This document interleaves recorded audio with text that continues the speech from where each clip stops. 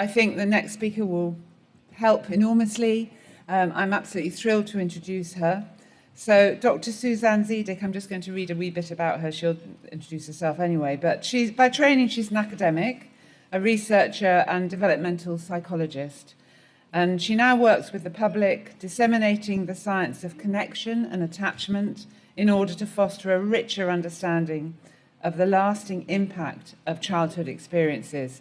And that's what we're all here about, isn't it? So welcome, Suzanne. So thrilled to have you.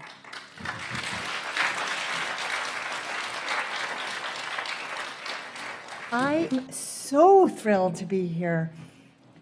In fact, wow, it's quite something to stand up here and see all of you down there and to know that,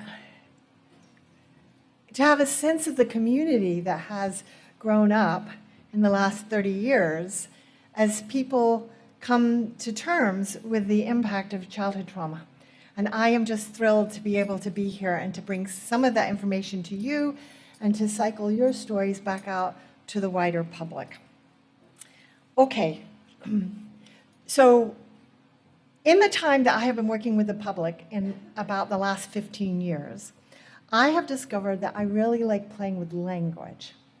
So I can never settle on one particular title for a talk. So I start to play with language. So this is the title that Paul and I worked out that would be helpful as we pulled together today.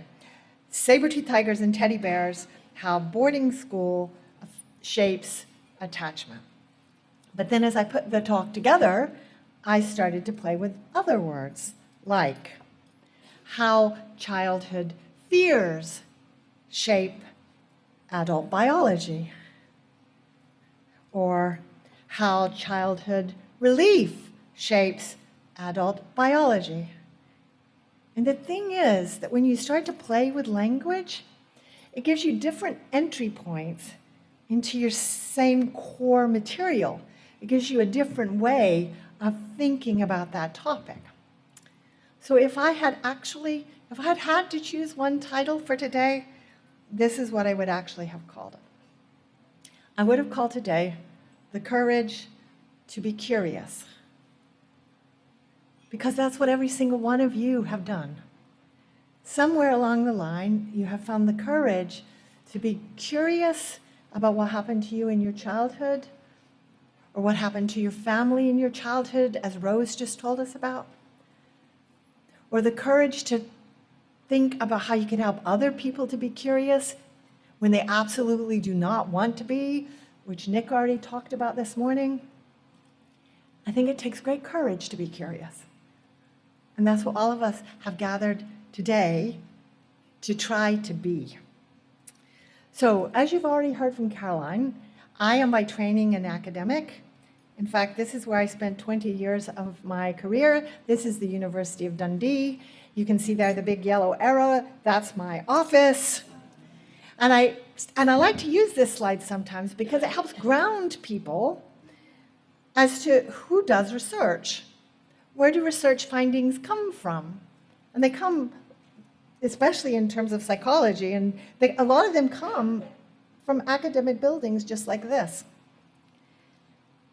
After nearly 20 years in that office, I had come to a realization that deeply disturbed me, which was that I knew things about children, and especially about infancy. That's actually my expertise is actually babies. I knew things that the scientists had discovered about babies and children and the impacts of their experiences. I loved doing the research. I loved reading other people's research and knowing what had been discovered. But increasingly, I came to understand that the rest of the public often did not know what the scientists knew. So sometimes the scientists have a great time talking to other scientists. And this became a moral dilemma for me, if I'm honest, because I couldn't figure out why we were doing the research if we weren't telling the people who spent time with children. People like this. People in the voluntary sector, people in early years, teachers, social workers, and then the people who dealt with the people who used to be children, like police officers and lawyers and prison officers. And what I began to wonder is, was there a way to disseminate what I call the science of connection to the wider public? And so it was in 2011 that I took a big decision. I stepped away from a full-time academic career in order to try to disseminate that science to the wider public. And I'm still here. And I have discovered that people want to know this information if you can put it in words that don't scare them, and if you can make the way you frame it relevant to their lives. People want to know, even when it is deeply uncomfortable. People want to know. So the things I'm going to talk about today, especially the stress system, are exactly the sorts of things I talk about to all those other people. So I say that so that you can start to put yourselves in the middle of a much wider conversation that is going on about childhood trauma, which I am delighted by. The wider public is more and more interested in the impact of children's childhood experiences and the impact they have on our adulthood. But one of the reasons that you matter is because most of the public who's doing childhood trauma doesn't know you exist. Boarding school trauma is still set over here from the rest of childhood trauma, like poverty and communities of violence and domestic violence in the household and a parent going to prison. I know tens upon tens of thousands of people, well, I don't know them personally, but I know of them, who have conversations, hundreds of thousands of people who have conversations about childhood trauma. I'm delighted. I have never been on a platform in all the speaking I've done where another of the speakers is speaking about boarding school trauma. So you matter because you know something about childhood that many people don't know is possible to know. And I have been working to try to bring that together. So today, this is what I thought I would talk about. I thought I would begin with some boarding school stories. And then I will talk about the key thing that I hope is helpful to you. I want to talk about the stress system and how that's related to attachment. And then I'm going to end by thinking about courage. Does that sound okay to you? Okay, good, because those are the PowerPoint slides I put together. Okay. Whew. Okay. So let's do this. Let's talk about boarding school stories. And let's go back to that lad in my title slides. That lad with the haunted eyes comes from this film, which many of you will know. Did you just hear the little ripple that went across the room?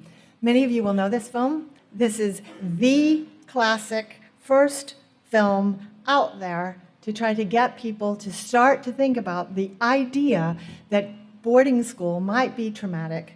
It hit the BBC in 1994, and it was driven by Nick Duffel.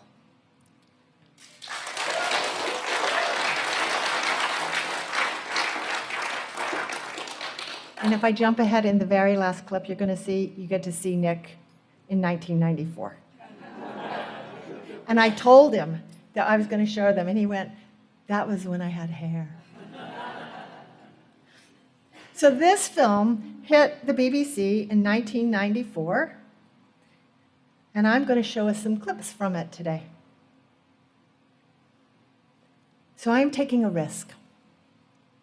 It may be that seeing real children as they adjust to boarding school at the age of 7 and 8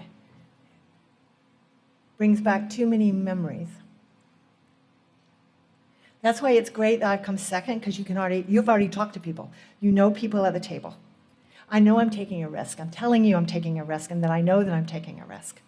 So that together we can look at the pain that children experience so that we can stop hiding from it, and we can help to heal ourselves, and we can help the wider public to think about what children need, both for healing for the adults who once were children, and what we could do today to prevent children from going into those adulthoods.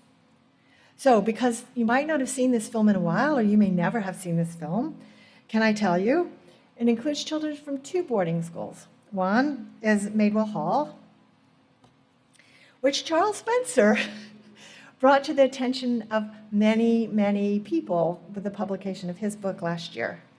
And in fact, it's very interesting. When I went back and watched the film to pull this together, one of the staff that is in the film is also in Charles's book. Okay?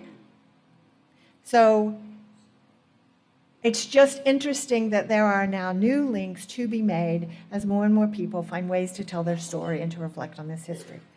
And the other school I just want to say is Hawtree's Prep School. Hawtree's Prep School. And we're going to hear from the headmaster of that school before my clips are done. Okay, so if we're going to tell some boarding school stories, let's start with the stories of these three lads. So in the film, we meet children who have come to boarding school for the very first time. We see the footage as they are dropped off at school for the very first time, at the ages of 7 and 8. And we see what the staff do in order to welcome them and to make them feel comfortable. And since I'm going to be talking about the stress system in just a moment, and we're going to end the clip with this image, these three boys have the help of their nervous system to help them with the news that they're really not going to see their parents for several weeks. And their nervous system has stepped in to help. Because although they kind of knew it, maybe they didn't really know it. And they've got staff who are helping them to step into what is about to become their story.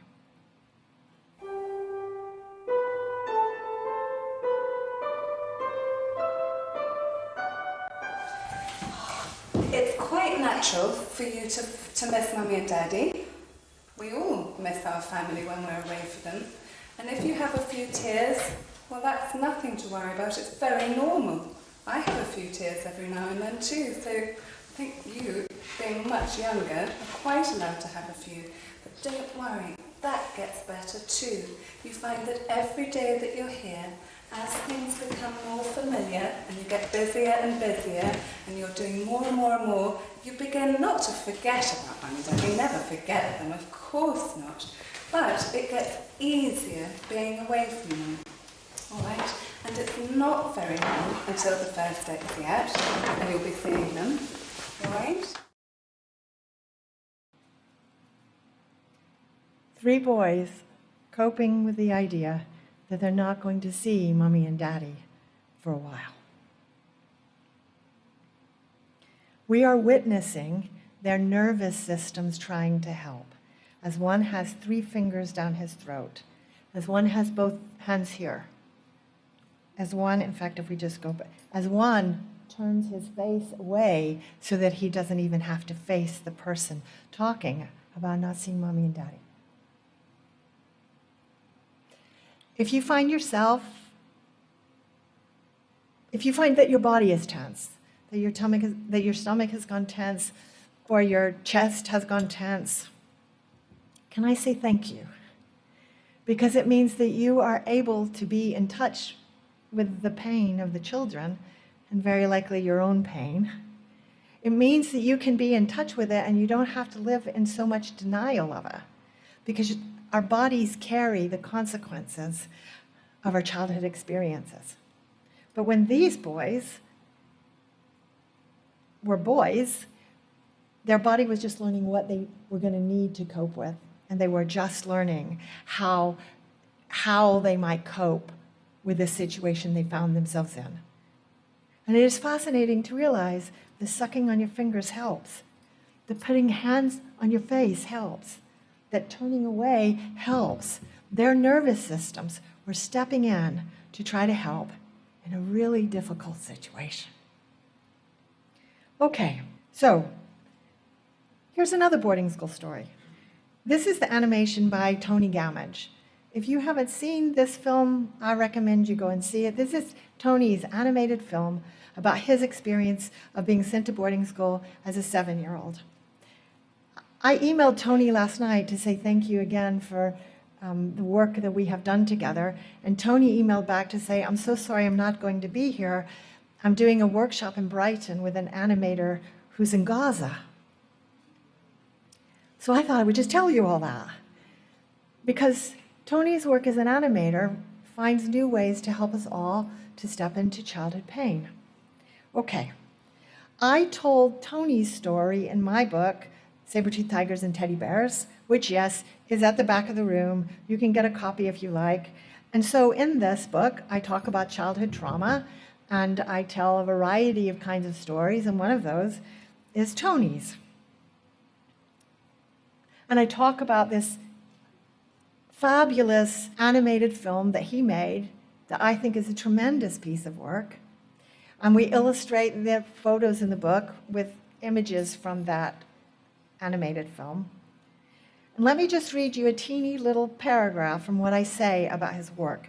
Down here at the bottom, I say, Tony's film matters because it isn't just about him. It's about all the children whose pain cannot be heard by the adults in their lives. Tony has been generous, embracing the risk of sharing his story despite the shame that haunts him. By showing us the world through his child's eyes, we can see better how to change other children's lives. Tony didn't have to tell us his story. Maybe he needed to tell his story, but he didn't have to tell us his story. He found a way to share his pain with other people in a way that gets them to think more deeply. And I was honored to tell his story in my book. And since then, I have gone on to be able to be involved in a whole range of other boarding school projects. So I have had something to do with, I put these on because they fit on a slide. Nikki will be talking later. I got to review Nick's book when it came to me. There's a guy named Nick Duffel, the publisher said, he wants to edit this new book. Do you think this is a good idea? Yes. Simon Partridge, I have written papers with Simon Partridge. So there are lots of people in this audience who are also on this slide. I just want to say that I've been really honored to do this work and to be accepted into the boarding school community. I don't have a boarding school background. I never met anybody from boarding school until I was well into my adulthood. But here's the thing that I hope I bring. As a developmental psychologist, it was perfectly obvious to me my boarding school would cause trauma. The surprise to me was that other people didn't see that. And that has taken me a while to get my head around, that other people don't see the harm that boarding school so easily does. And so I work now in order to try to get the rest of the public to understand the harm of boarding school.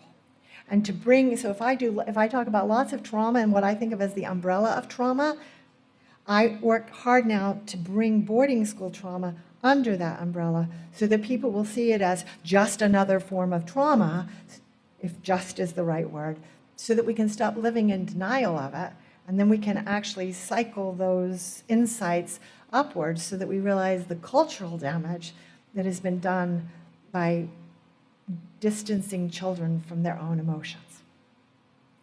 So with that, I want to do something really simple today. I just want to help you to understand how your experiences in boarding school or your siblings' experiences in boarding school, which Rose helped us to think about, or your parents' experience in boarding school, how they get into your stress system, how they become lodged in your body, and how that is related to attachment. That's all I want to do, is something really simple, but really profound. So it builds on the work of Anne, that you talked about last year. So Ann Power came last year and talked about attachment, and I'm really honored to follow in her footsteps. One of the things that's really interesting about attachment is that you can talk about it in different ways. So Anne talked about it in one way, and lots of you will have been here last night and will have some memory of how she talked about it. And if you don't, the video is on the web. You can go and have a watch of it. I've been putting it up on social media so that other people will know what Anne had to say. When I talk about attachment, I use really different language from Anne. I talk about saber-toothed tigers and teddy bears. Okay, Now, when I talk about saber-toothed tigers and teddy bears, which is the title of my book, can I tell you that not all my scientific colleagues like this? They sometimes think it's a bit twee. It doesn't sound very sciencey. But I use the language because what I find is that people understand and they can remember that language when they most need it, which is when they are in difficulty,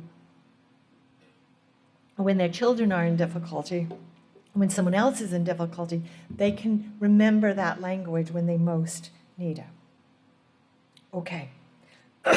So in the understanding of trauma and in childhood development, there are lots of people now who talk about brain development. And I'm delighted, once upon a time we didn't do that.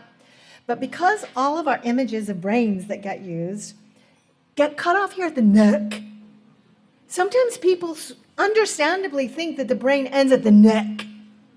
And we forget that it's actually attached to a spinal cord that goes all the way down to your bottom. Right? Your central nervous system goes down the length of your body much beyond your neck. And your central nervous system helps you cope with all of your experiences all day long, whatever those experiences are, including if you're a child who is struggling with something really scary, painful, confusing, uncertain. You need your nervous system in order to cope with that. Lots of people don't know that. Okay, so you won't be able to see the little tiny writing there at the back of the room, but it's highlighting all the things that happen in your body when it's coping. So your stomach stops processing food, or your heart beats faster, or your lungs breathe faster, or they stop breathing so fast. So these things happen in our bodies. And the stress system is typically divided into two parts where people use language like the sympathetic division and the parasympathetic division of the central nervous system. So here are those words at the top of this image: sympathetic division, parasympathetic division of the central nervous system. You will never remember that when you're in a stressed moment. So although it's correct and I can talk to it and lots of people talk to it, I don't use that language because it's not helpful to people. I talk about the saber-toothed tiger system and the teddy bear system, and that together they make up the stress system.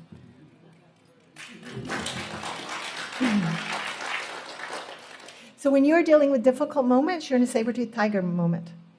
Your body is operating in its saber-toothed tiger system, which you will need. If a saber-toothed tiger comes in that back door, Paul, you didn't tell us what to do if there were any saber-toothed tiger moments. We know what to do if there's a fire, but no one told us what to do if there's a saber-toothed tiger moment. But here's the really interesting thing. If the saber-toothed tiger comes through that door, all of you at the back of the door will start to rustle and your head will turn.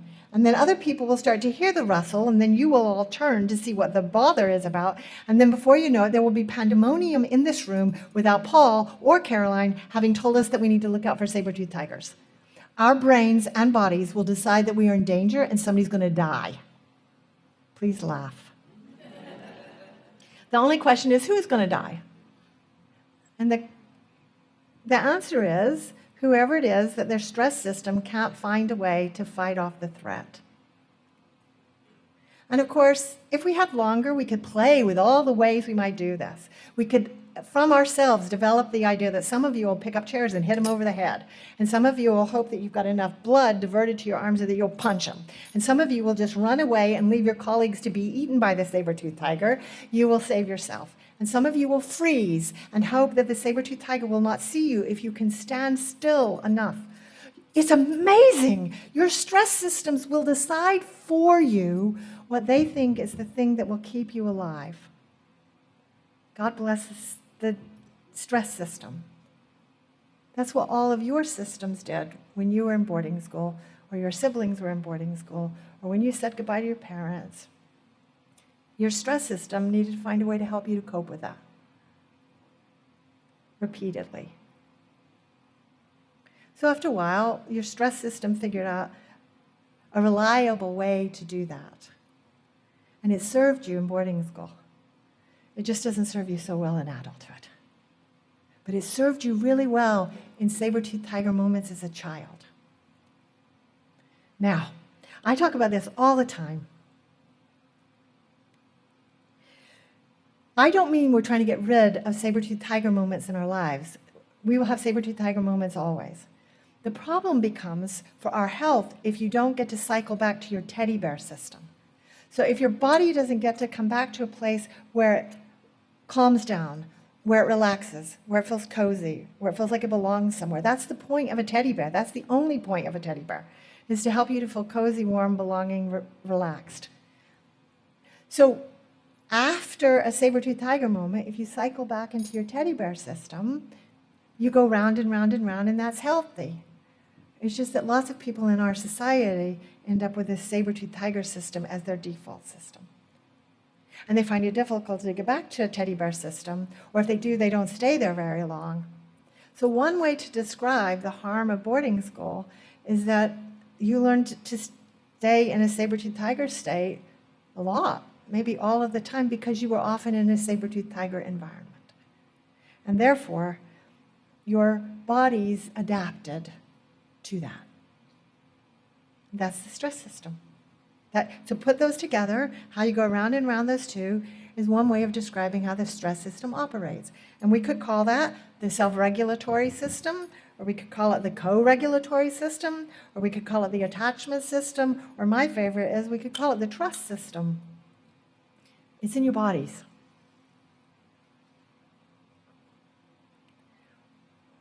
Okay, so if you want a copy of the book, they're there at the back. Hopefully will sell out, and I won't have to take any home in my suitcase, and therefore you can get them off the website if we run out. Okay, can I tell you that this book now gets talked about a lot in relation to another film that you might or might not have seen called Resilience, the Biology of Stress and the Science of Hope. We've shown that in lots of places in Scotland. This has been at the center of a movement in Scotland around adverse childhood experiences, where lots of people now think about childhood trauma. But boarding school isn't mentioned amongst the official adverse childhood experiences, and there's a really good argument that it should be. But this film, in fact, we've been celebrating across the whole of this year in 2025, Scotland's 20th anniversary for really being interested in adverse childhood experiences. So there's lots of people across Scotland, and several of you have kindly spoken to me today about the work that you've seen that I have done, and my voice has ended up as a loud one in all of that, and I'm grateful for that. But I'll just keep underlining, so lots of people get their childhood trauma, but boarding school trauma is not mentioned in this very influential film. Okay, so what film could we go to in order to think more about where the harms of boarding school come from? Let's meet some of the other children in Nick's 1994 film. So here's a wee lad. We're going to see him come to boarding school. We're going to meet his mom for a moment.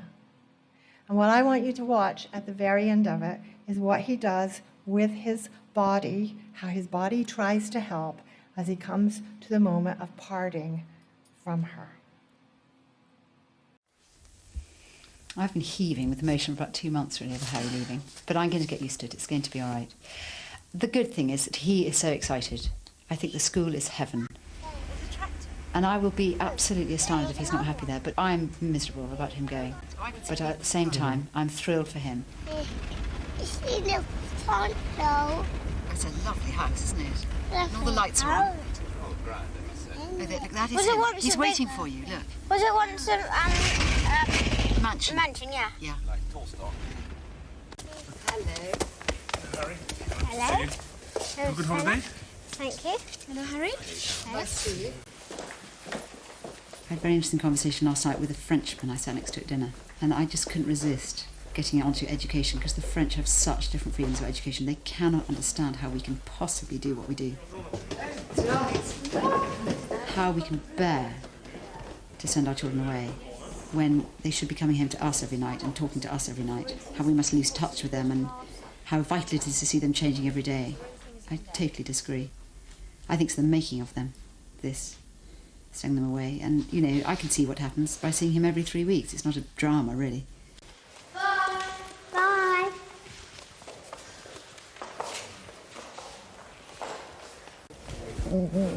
Poker time?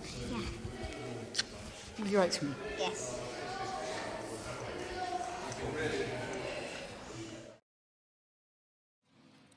Did you see the breath he took?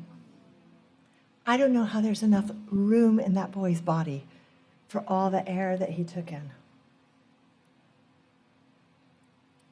If you can feel that in your own body, can I again just say thank you?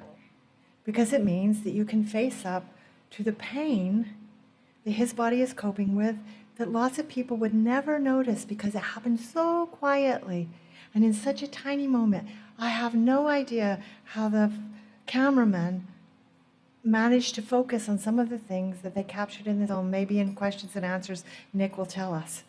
It happens in these little tiny moments that you cope with really big saber-toothed tiger moments.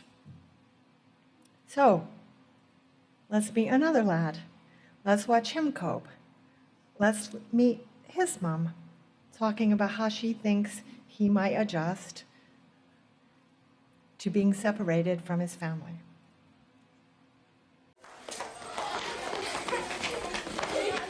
I think the first night, as I say, will be all right, but it'll probably be in a day or two when he suddenly thinks, well, I hope he won't, but he might suddenly think, oh, I wish I was at home, you know, once you know what you're in for.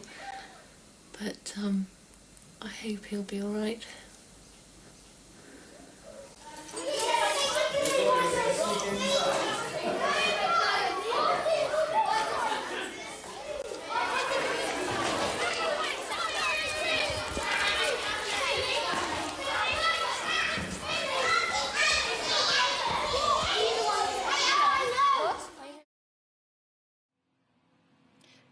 His stress system is helping by having him cry and by having him bring his hand up to his mouth.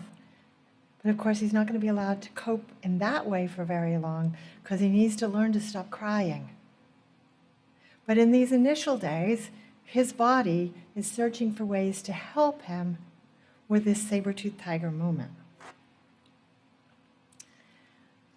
Let's meet another lad. Now, he's at the end of his first visit home. I don't know how the filmmaker, I think it's an amazing piece of footage, that the filmmaker has been able to go home. He's come home on his first weekend after 3 weeks away, and now he wants to have a conversation with his mom about how he feels about going back so that he can make something predictable. So if we think of this as the stress response, he's not even maybe regulating yet. It's just his stress system's response to the moment that he knows he can really escape from. You will see how his mom does the best she knows how in order to give him the information that he's looking for, even if he probably wanted more than information. Shush. It's hard to choose which is best for me. And if anybody ever asked me, what do you think you should do? Do you think you should stay with your mummy, or do you really want to stay with your mummy, or do you really want a good education? No, I wouldn't be able to answer that question. I wouldn't be able to answer that question. Not really. I don't want to go. You come on. Clean shut. Mummy, how long till I see you again? 3 weeks? 2 weeks? 2.5 weeks? Can't be 2.5. 3 then. I'll look in my diary. Yeah, I've lost my voice.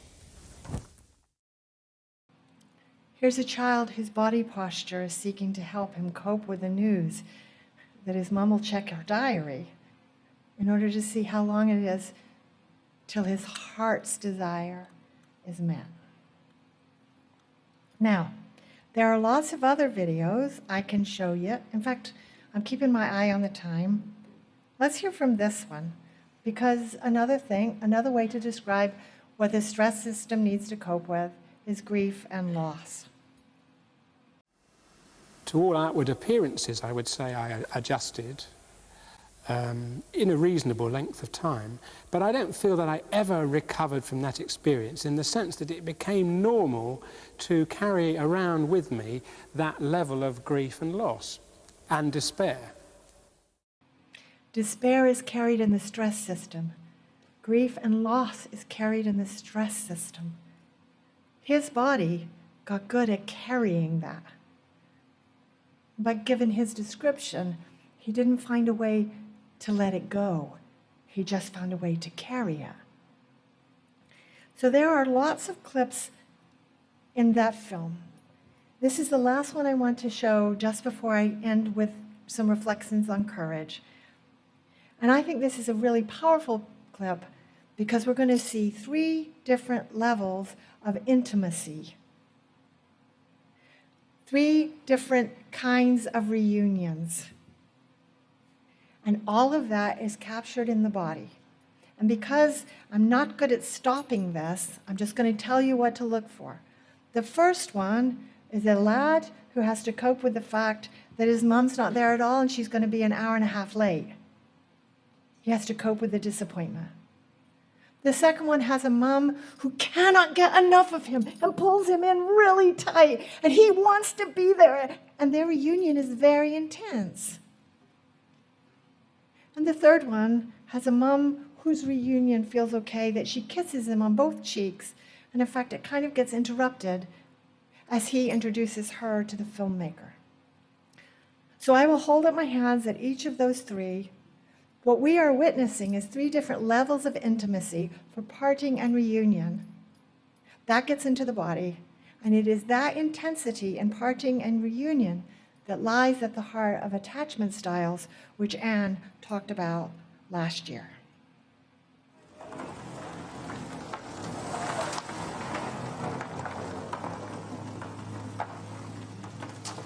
Now then, a message from your mother. Okay. Phoning up from Oxford. Terribly held up. So she'll be here, but it might be in as much as an hour and a half. At worst. Might be a bit earlier. Okay? This is the second one. His mom comes into the school. Look at the level of intensity in the reunion, in their bodies, in the reconnection, in the eye gaze.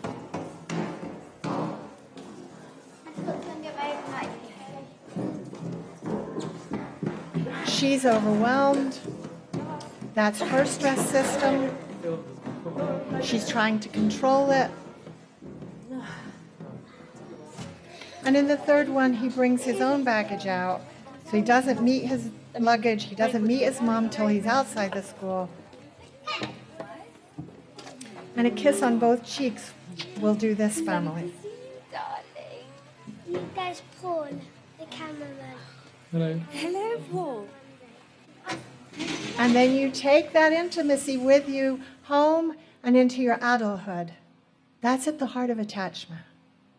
So when we talk about intimacy, and there are several workshops this afternoon about intimacy, it's in your body. It's what your body learned to feel comfortable with. So you all, if you are a boarding school survivor, you learn to feel comfortable with different levels of intimacy in these moments of parting and reunion. So I want to end in the 2 minutes I have left by just reflecting on the courage that it takes to face up to this. Or really, to have courageous curiosity.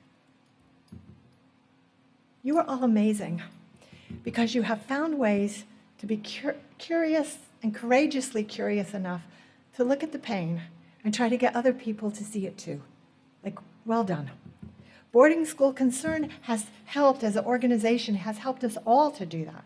But there are tons of people out there who don't know you exist. So we need to help more people to know you exist. But that can't happen unless the courage of talking about this happens, and it's better collectively. Because let me remind us of some of the courage that it takes actors within this to think about. Let's go back to our mom. She hopes he'll be all right.